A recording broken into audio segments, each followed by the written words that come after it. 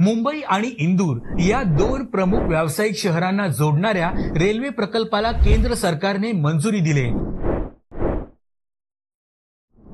309 किलोमीटरच्या या रेल्वे मार्गावर 30 नवीन स्थानके बांधली जाणार आहेत।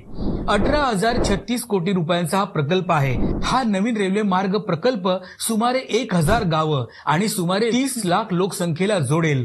2028 ते 2029 पर्यंत हा प्रकल्प पूर्ण करण्याचं उद्दिष्ट आहे। महाराष्ट्र आणि मध्य प्रदेशच्या 6 जिल्ह्यांचा या रेल्वे प्रकल्पात समावेश आहे। इंदूर आणि मनमाड दरम्यान हा प्रस्तावित रेल्वे मार्ग थेट संपर्क सुविधा प्रदान करेल। त्यासोबतच प्रवासाची गतिशीलताही सुधारेल। त्याबरोबरच या भागातील लोकांचा रोजगार आणि स्वयंरोजगाराच्या संधी वाढतील।